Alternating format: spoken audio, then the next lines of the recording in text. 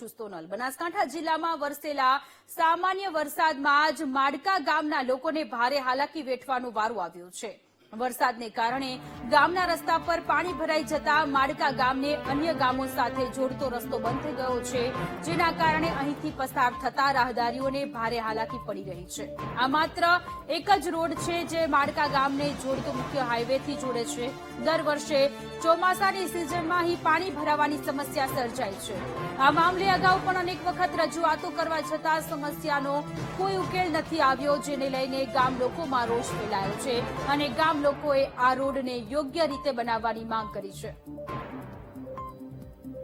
બાળ બચ્ચાને ભણવા મેકવું તો ઠેઠવાથી મૂર્ખે આવવું પડે, મૂર્ખે વાવથી પછી અમારે નહાડે આવવું પડે, એટલે અત્યારે બિલકુલ હેડા તો છે નહીં, કોઈ ખાવામાં હેડવા જતું નથી, રસ્તો છે નહીં, અમારે હેડવું ચીવી છે। છોકરાને અહીંથી તો મૂર્ખે ક્ષેત્રમાંથી ફરતા ફરતા મૂર્ખે ફરીને છોકરાને નિહાળી મેકવા આવવું પડે કેનાળે રોડે, અને પછી નકામ સાહેબ તેડીને લઈ ગયા સાહેબ, તેડીને ભણાવીને 11 મહિના પણ ફરીને આવવું પડે સાહેબ। 12 મહિના પણ 6 મહિના પાણી પડી, દોઢ માથોડું જો નિકાલ નથી એને સાહેબ, જો ગમે ત્યાં પાણીનો નિકાલ કરવો પડે ને, છોકરો ભણ્યા વગર શું કરશે સાહેબ? અમારે અમને ખૂબ પછતાવો થાય છે કે અમે તો મારી ઉંમર કાઢી, પણ છોકરાની ઉંમર ચમ નીકળે સાહેબ? તો કોઈક રોડ સારો થાય તો છોકરો અમારું શું પણ સાહેબ ફૂલ વાળા તકલીફ ખૂબ છે, લેકડાતું અમારા દેવ નહીં, લેકડાતું છોકરો ચોથી ભણવા સાહેબ। હા પુલ દોણ આવ્યો એના કુર છે સાહેબ, અમારે તકલીફ ખૂબ છે। મૂર્ખા માછી વાવડી માછી દૂધગા માછી હેડા ના કાંઈ હેડા નથી, અમારા વ્યવસ્થા કોઈ કરી દો પાણીનો ને કાંઈ રોડ પર ગતું નહીં સાહેબ, ફરી જવું પડે ને કાંઈ ગતું નહીં, રજાયા હોય ચોથી ચોઈ બાજુ નહીં લેકડાતું સાહેબ।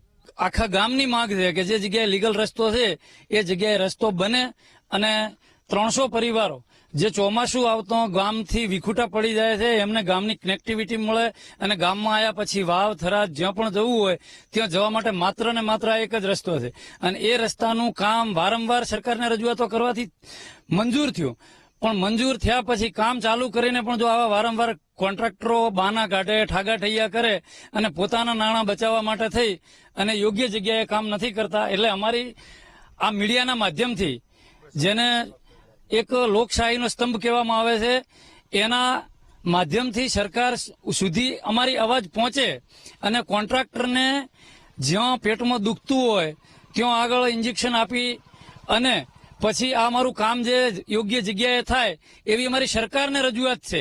પાણીની સમસ્યા છે બરાબર, આ જગ્યાએ અમે જે રોડની મંજૂરી શંકરભાઈ સાહેબે મંજૂર તો કરાવી દીધો છે, સાહેબનો આમાં કોઈ પ્રોબ્લેમ નથી બરાબર।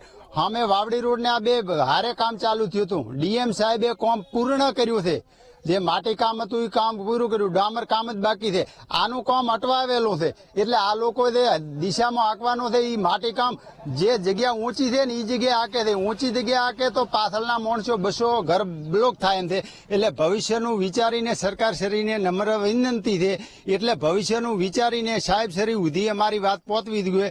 જો ધારે આંકવાનો છે એ ધારે આંકો, પાછળ માણસો બ્લોક થાય છે, નાગલા ખોણ પર અત્યારે ડૂબાયેલું છે એ પરિસ્થિતિ ન થવી જોઈએ। બનાસકાંઠા જિલ્લાના સરહદી વિસ્તારોમાં દર ચોમાસે ભારે હાલાકીનો લોકોને સામનો કરવો પડે છે। ખાસ કરીને ચાલુ વર્ષે જે ચોમાસામાં સામાન્ય વરસાદ પડ્યો છે તેના કારણે અનેક રસ્તાઓ બિસ્માર હાલતમાં જોવા મળી રહ્યા છે। આ છે માડકા ગામથી અનેક ગામને જોડતો માર્ગ। રોજના મોટી સંખ્યામાં વિદ્યાર્થીઓ આ રસ્તા પરથી અવર જવર કરે છે, વાલીઓ પણ આ રસ્તા પરથી અવર જવર કરે છે, અને ખાસ કરીને જે પશુપાલકો છે તે પણ આ રસ્તા પરથી અવર જવર કરે છે। પરંતુ જે પ્રમાણે પાણી જે ભરાયું છે તેના કારણે હાલમાં તમામ લોકોને અહીંથી પસાર થવું પણ મુશ્કેલી ભરી બન્યું છે। મહત્વની વાત છે કે દર ચોમાસામાં જે ભારે વરસાદ પડે છે તેના કારણે આ રસ્તો પણ દિવસો સુધી બંધ થઈ જાય છે, ને જેના કારણે અહીંના જે લોકો છે તેમને 5 થી 6 ગામ દૂર ફરીને જવા માટે મજબૂર બનવું પડે છે।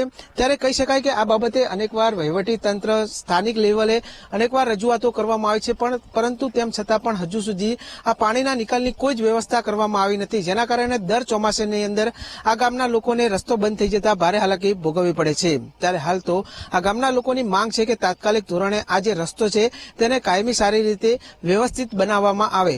Rohit Thakor, VTV news, Banaskantha.